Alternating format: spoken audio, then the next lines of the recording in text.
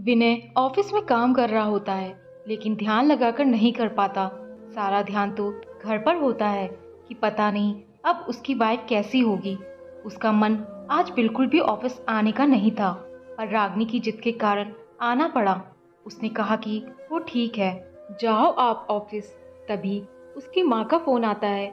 माँ ने कहा, बेटा जल्दी घर आ जाओ, रागनी की तबीयत बहुत खराब हो गई है। विनय ने कुछ नहीं देखा, कोई फाइल कहाँ रखी है कहाँ नहीं। बॉस को फ़ोन करके हाफ हॉलिडे के लिए बोले या नहीं, उसे कुछ ख्याल नहीं आया। बस हड़बड़ी में जल्दी से घर के लिए निकल गया। उसे लग रहा था जैसे सब कुछ छूटा जा रहा है और यहाँ हाईवे पर जाम लगा था। एक एक करके जैसे यादें उसके सामने खड़ी हो गई थी। विनय और उसकी फैमिली जब रागनी को देखने के लिए गए थे, वो गौरी, हिरनी आंखों वाली, लंबे बालों, गुलाबी होठों वाली वो लड़की मुझे पहली नज़र में ही भा गई थी। हाइट छोटी थी पर प्यारी सी गुड़िया लग रही थी वो। नीली रंग की साड़ी में गजब ढा रही थी। यकीन करना मुश्किल है कि कोई लड़की बिना मेकअप के भी इतनी सुंदर लग सकती है। वो चाय लेकर आई, नीचे रखी और मम्मी पापा के पैर छुए, फिर सभी को चाय दी। उसने चाय देते हुए मुझे देखा और फिर नजरें नीचे कर ली। उसके पापा ने कहा कि जिंदगी बच्चों ने जीनी है एक दूसरे के साथ, तो अच्छा होगा ये आपस में बात कर ले। उसके पापा ने कहा, रागनी बेटा, विनय को अपना घर दिखा दो। उसने मुझे घर दिखाया और हमने बातें भी की। मैंने उससे पूछा, आपने क्या किया है? उसने कहा उसने कहा एमए की है हिंदी से। तो क्या आप जॉब करोगी शादी के बाद? मैंने उससे पूछा। उसने कहा, अगर घर वाले परमिशन देंगे तो ज़रूर करना चाहती हूँ। अच्छा, आपकी हॉबीज़ क्या क्या हैं? सबसे ज़्यादा क्या पसंद है? मैंने पूछा। मुझे बच्चों के साथ खेलना और उन्हें खिलाना बहुत पसंद है। उनके साथ रहती हूँ तब अपनी सब प्रॉब्लम्स भूल जाती हूँ। उसने कहा। इस बात पर हम दोनों ही हंस दिए थे। मैंने उससे पूछा, मैं आपको पसंद हूँ क्या? पसंद क्यों नहीं होंगे भला? उसने कहा। आपको कुछ नहीं पूछना क्या मुझसे? नहीं, उसने कहा। मैंने कहा, ऐसा क्यों? लाइफ तो आपको भी बितानी है। उसने कहा, जो मम्मी पापा को सही लगे वही मेरी पसंद है। विनय जहाँ अच्छी फैमिली बैकग्राउंड से था, एजुकेटेड, स्मार्ट, अच्छी जॉब और अपने मम्मी पापा का एक लौता बेटा था, वही रागनी पढ़ी लिखी और संस्कारी थी। तो दोनों फैमिलीज ने बच्चों की सुनकर एक दूसरे का मुंह मीठा कर रिश्ता पक्का कर दिया और जल्दी से अच्छे शुभ मुहूर्त निकलवाने के लिए बोल दिया। रागनी और विनय की फ़ोन पर बात होती थी। अच्छे से एक दूसरे का नेचर को समझ लिया था। विनय ने रागनी को कहा, लगता है पंडित जी को कुछ खिलाना पिलाना पड़ेगा ताकि जल्दी से कोई पास का मुहूर्त निकाले। रागनी ने कहा, ऐसी भी क्या जल्दी? मुझे कोई जल्दी नहीं है अपने पापा से दूर होने की। विनय ने कहा, हाँ, हर लड़की अपने पापा की परी ही होती है, पर मैं भी आपसे बहुत प्यार करूँगा, आपके पापा की तरह। आपके बोलने से पहले हर ख्वाहिश पूरी करूँगा, कभी आपकी आंखों में आंसू नहीं आने दूंगा। रागनी ने कहा, देखेंगे इस पापा की परी का आप कितना ख्याल रखते हो। उनकी शादी का मुहूर्त 3 महीने बाद का निकला। रागनी के पापा शादी की तैयारियां करने में मसरूफ थे। वे किसी काम से बाहर गए थे कि उनका एक्सीडेंट हो गया और वो दुनिया छोड़कर चले गए। रागनी बिल्कुल टूट गई। इस दुनिया में उसके पापा उसके दिल के सबसे करीब थे। उसका रो रो कर बुरा हाल हो गया। आज महीना भर हो गया उसके पापा को गुजरे हुए, पर रागनी ना ही समय से खाना खाती, ना ही अपनी सेहत का ख्याल रखती, बस हर समय रोती। विनय रोज उसको कॉल करता, उसको समझाता, पर रो रो कर वो आधी हो गई थी। विनय ने अपने पापा को सब बता दिया। विनय ने कहा, रागनी नहीं एक्सेप्ट कर पा रही है अपने पापा की मौत को, बिल्कुल टूट गई है। वो उसे प्यार और केयर की बहुत ज़रूरत है पापा। विनय के पापा ने कहा, हम वेट नहीं कर सकते, उस वक्त का उसे जल्दी बहू बनाकर ले आते हैं। विनय के पापा ने रागनी के भाई से फ़ोन करके जल्दी शादी करने की बात की। रागनी के भाई ने कहा, अभी पापा को गुजरे 1 महीना ही हुआ है और रागनी भी सदमे में है। क्या ठीक होगा इस वक्त शादी करना? समाज क्या कहेगा? विनय के पापा ने कहा, रागनी अब हमारी बेटी है, हमारी जिम्मेदारी है, वो समाज की फिक्र आप ना करो। और रही तैयारियों की बात, तो शादी सिंपल करेंगे हम। रागनी और विनय की शादी हो जाती है। विनय उसका बहुत ख्याल रखता है। उसकी सास की कोई बेटी नहीं थी, अब तक बेटी के लिए तरस रही थी। उसे तो जैसे अब अपनी बेटी मिल गई। अब तक जितना प्यार संभाल कर रखा था, अब उस पर उड़ेल दिया था। इतना प्यार करने वाली फैमिली मिली थी उसे। उसने कभी सपने में भी नहीं सोचा था। वो जल्दी सदमे से बाहर आ गई।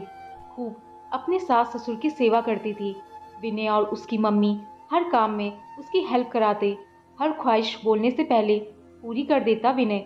विनय और रागनी लाइफ में आगे बढ़ रहे थे। वो उस दिन विनय की बाहों में थी। उसने कहा, विनय, मेरी बस इतनी सी ख्वाहिश है कि ये मौत आए तो आपसे पहले, और ये दम निकले तो आपकी बाहों में, और आपका हाथ मेरे हाथों में हो। विनय ने कहा, बस मैं तुम्हारे साथ जीना चाहता हूँ। मरने की बातें ना करो। तुम्हारे साथ बूढ़ा होना चाहता हूँ। तुम्हारे बिना मैं अधूरा हूँ। उस दिन वो हमेशा के लिए एक हो गए थे। कुछ दिन बाद पता चला कि रागनी प्रेग्नेंट है। उसने विनय को पहले ये बात बताई। विनय की खुशी का ठिकाना नहीं था। घर में खुशियों का माहौल था। अब तो विनय और माँ पहले से भी ज्यादा उसका ख्याल रखते थे। माँ हर समय उसके पास होती थी। सभी बहुत खुश थे। 2 महीने बाद रागनी को अचानक पेट में बहुत दर्द हुआ। उसने ये बात किसी को नहीं बताई। विनय रागनी को रूटीन टेस्ट के लिए लेकर गया। डॉक्टर ने बताया कि मिसकैरेज हो गया है और रागनी की किडनी पर इफेक्ट हुआ है। रागनी की एक किडनी खराब हो गई है। उस एक पल में सब कुछ बिखर गया। रागनी वही फूट फूट कर रोने लगी। विनय ने उसे संभाला। रागनी ने कहा, ये उसी की गलती के कारण है। काश मैंने माँ को बता दिया होता। विनय ने उसे गले लगाते हुए कहा, रागनी, खुद को दोष मत दो। हमारी किस्मत में ही शायद ऐसा था। घर में मातम का माहौल था, लेकिन सबने प्यार से एक दूसरे को संभाल लिया। धीरे धीरे करके सब नॉर्मल हो गया। कुछ महीनों बाद एक बार फिर खुशियों ने उनके घर पर दस्तक दी थी। रागनी प्रेग्नेंट थी। इस बार माँ और विनय ने पहले से ज्यादा उसका ख्याल रखा। उसकी मेडिसिन का, खाने पीने का, रूटीन टेस्ट का। लेकिन किस्मत को कुछ और ही मंजूर था। जब विनय उसे हॉस्पिटल लेकर गया, डॉक्टर ने बताया कि बच्चा अब नहीं रहा और रागनी की दोनों ही किडनियां उसकी खराब हो गई हैं। विनय के पैरों से जैसे किसी ने जमीन खींच ली हो। ये सब इतनी जल्दी कैसे? डॉक्टर, हमने हर बात का बहुत ख्याल रखा। सब चेकअप्स भी टाइम से। फिर क्यों? विनय ने कहा, रागनी का भ्रूण का ब्लड ग्रुप उसके ग्रुप से अलग है। उसकी कोख भ्रूण को अब जोड़ नहीं कर पा रही है। लाखों में किसी एक केस में ऐसा होता है। तो क्या रागनी अब कभी मां नहीं बन पाएगी? विनय ने पूछा। डॉक्टर ने कहा, आप मां बनने की बात कर रहे हो? उसकी वो हालत है, कब तक वो जिंदा है ये भी हम नहीं कह सकते। हर हफ्ते उसका ब्लड चेंज होगा। उसकी दोनों किडनियां खराब हो चुकी हैं। विनय रागनी के पास गया। वो इस हालत में नहीं कि उसे सब कुछ बता सके। रागनी ने कहा, क्या हुआ? सब ठीक तो है ना? विनय उसे गले लगाकर रोने लगा। रागनी ने कहा, तुम्हें मेरी कसम विनय, बताओ क्या हुआ? विनय ने कहा, हमारे साथ ही ऐसा क्यों हो रहा है? रागनी, क्यों हर खुशी रूठ जाती है? विनय रागनी को सब कुछ बता देता है। दोनों एक दूसरे को गले लगाकर बहुत रोए उस दिन। वो मुस्कुराती खिलखिलाती हुई रागनी अब पहले जैसी नहीं रही, गुमसुम रहती थी। विनय ने बहुत कोशिश की उसे और खुद को संभालने की। झूठी मुस्कान के साथ रागनी से बात करता, मजाक करने की कोशिश करता, तो भी आंसू निकल आते थे। रागनी ने कहा, विनय, आप दूसरी शादी कर लो। मैं पूरी औरत कभी नहीं बन सकती, ना ही आपके घर को वारिस दे सकती हूँ। बस बोल लिया। विनय ने कहा, तुम मेरी सब कुछ हो। मुझे इसका दुख नहीं, इतना कि तुम वारिस नहीं दे सकती इस घर को। तुम्हारी जो हालत है वो मुझसे नहीं देखी जा रही है रागनी। मुझे मेरी वही हंसती मुस्कुराती रागनी वापस चाहिए। और तुम दूसरी शादी की बात कर रही हो? वो तो कभी नहीं। रागनी ने उसे अपनी बाहों में भर लिया था। अब हर हफ्ते उसका ब्लड चेंज होता था। वो दिन पर दिन कमजोर होती जा रही थी। माँ उसे घर का कोई भी काम नहीं करने देती थी। इंजेक्शन से उसके हाथ नीला पड़ गया था। 1 महीने में लाखों रुपए उस पर लग जाते थे। हर महीने हॉस्पिटल में एडमिट हो जाती थी। खुद उसके घर वालों ने भी उसका साथ छोड़ दिया, ये कहकर कि बस पैसों की खर्चा रह गई है। अब उसके खुद की मम्मी और भाई ने उससे रिश्ता तोड़ दिया। यकीन नहीं आता कोई ऐसा भी कर सकता है, लेकिन विनय और उसके परिवार ने रागनी को संभाला। उस दिन करवा चौथ था। रागनी की दवाइयाँ चल रही थी। रागनी ने माँ से कहा, माँ, क्या मैं भी चल सकती हूँ आपके साथ मार्केट? माँ ने बहुत दिनों बाद उसके चेहरे पर वो रौनक और खुशी देखी थी। माँ ने कहा, हाँ बेटा, क्यों नहीं, चलो, जो कुछ भी तुम्हें खरीदना है सब खरीद लेना।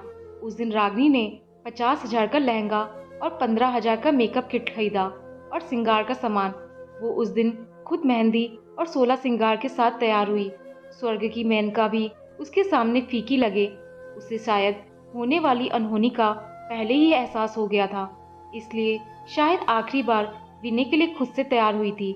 रात को जब व्रत तोड़ा तो विनय ने उसके लिए बहुत बड़ा सरप्राइज रखा था। पूरा कमरा रेड रोजेस और कैंडल से भरा हुआ था। पीछे रोमांटिक म्यूजिक चल रहा था। आ गले लग जा, कि फिर ये रात हो ना हो, फिर इस जन्म में मुलाकात हो ना हो। विनय और रागिनी एक दूसरे में सिमट गए थे, जैसे यही एक पल था जिसे वो जी लेना चाहते थे। जब सुबह रागिनी की आंखें खुली तो वो अपने शरीर को हिला नहीं पा रही थी, पैरालाइज हो चुकी थी। अब तो वो पूरी तरह से विनय पर डिपेंड हो गई थी। विनय ही उसे वॉशरूम ले जाता, नहलाना, कपड़े पहनाना, खाना खिलाना, सब काम विनय और माँ ही करते। एक दिन रागिनी ने विनय से कहा, बोझ बन गई हूँ मैं आप पर विनय, मैं मर क्यों नहीं जाती। विनय ने कहा, तुम मेरी अर्धांगिनी हो, आधा अंग हो मेरा, बोझ नहीं मुझ पर। अगर मैं इस हालत में होता तो क्या तुम मेरा साथ छोड़ देती? नहीं ना, तो कभी आगे से मरने की बात नहीं करना। रागिनी ने विनय से कहा, विनय, आप ऑफिस फिर से ज्वाइन कर लो। ठीक हूँ मैं, बिल्कुल, और माँ है, मेरी देखभाल कर लेंगी। विनय ने रागिनी के जोर देने पर ऑफिस फिर से ज्वाइन कर लिया। वो रोज ऑफिस जाता, लेकिन हमेशा रागिनी की फिक्र उसे रहती थी।